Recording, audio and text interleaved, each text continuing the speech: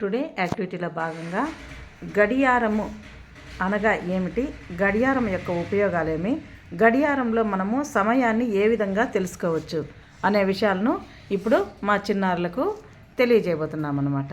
ఇప్పుడు వీరికి practical knowledge కొరకు ఇక్కడ కొన్ని గడియారాలు మనము ఉంచడం జరిగినది. వీటిలో గడియారం గురించి పిల్లలకు సులభంగా అర్థమయ్యేందుకు ఇక్కడ ఉంచడం జరిగిందనమాట. ఏంటిది? వాచ్ ఎక్కడ కట్టుకుంటాము? వాచ్తో ఏం చూస్తాము? వెరీ గుడ్, ఇంతవరకు చెప్పినాం కదా, టైం చూస్తాం కదా. వాచ్లో ఎన్ని ముళ్ళలు ఉంటాయి?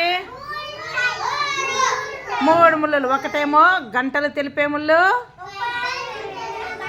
ఒకేసారి చెప్పాల, గంటలు తెలిపే ముళ్ళు, నిమిషాలు తెలిపే ముళ్ళు, సెకండ్లు తెలిపే ముళ్ళు.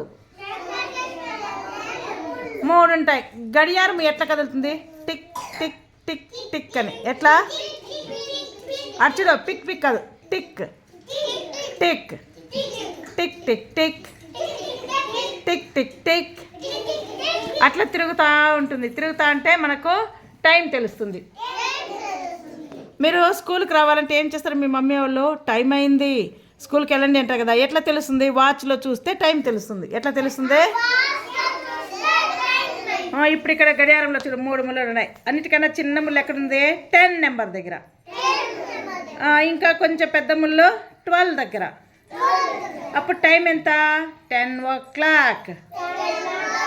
మరి ఇక్కడ నిమిషాల ముళ్ళు 2కు 3కు కొంచెం దగ్గరలో ఉంది కదా. అప్పుడు ఎన్ని నిమిషాలు అని చెప్తాము? 10 గంటల 15 నిమిషాలు. ఆ విధంగా చెప్పాలి. 10:15. టైం మనము చాలా ఇంపార్టెంట్ కదా. స్కూల్కి వెళ్ళాలన్నా మనం ఏం పని చేసుకోవాలన్నా టైం ఎంత అయింది, నిద్ర లేవాలంటే ఉదయం అయిపోయింది అని అనుకుంటాం కదా.